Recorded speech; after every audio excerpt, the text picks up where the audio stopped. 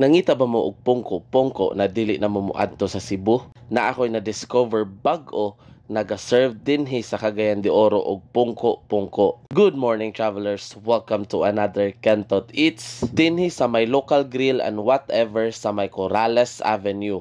And open na sila everyday from 10 a.m. to 2 p.m. pero usahay moabot sila og 5 p.m. Natambalan jud ang akong craving sa pungko-pungko na dili na ko moadto sa Cebu kay naa na jud dinhi sa Cagayan de Oro og sa sentro pa jud kay sa may Corrales Avenue ra siya.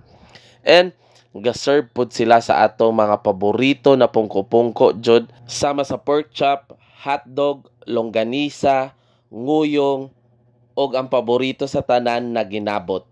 And naa sila additional na menu na medyo para sa ako tatak Cagayanon, ang kwek-kwek og ang pinerito na liog, which is famous yun na din sa ato sa Cagayan de Oro. Dili siya tipikal na pungko-pungko na naa sa inyong atubangan ang mga pagkaon, kundili inani siya.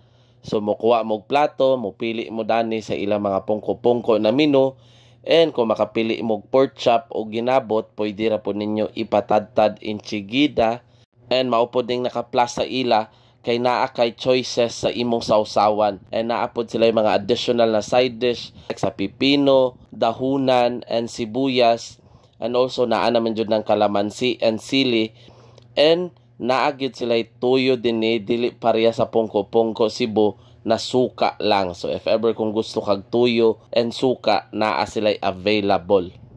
And the best thing pa jud kay barato kayo siya. Price starts at 8 pesos. So ilang lumpia o ang ilang puso, 8 pesos lang siya. And ang pinakamahal nila is ang ilang pork chop na 55 pesos. Dagko ang ilang pork chop, as in dako siya for 55 pesos.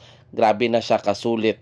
And ang ilang ginabot is 40 pesos. Mas barato kumpara sa Cebu. So if mangutana mo kung pareha ba siya glasa sa pungko-pungko Cebu, isa akong maingon na dili siya pareha og lasa sa pungko-pungko Cebu, pero lami og sulit ang pungko-pungko dinhi sa local grill and whatever. Sa mga ga-crave og pungko-pungko, i-try ninyo dinhi kay basin pasar sa inyong panlasa. So hangtod sa sunod na Kentot Eats, kita kits travelers!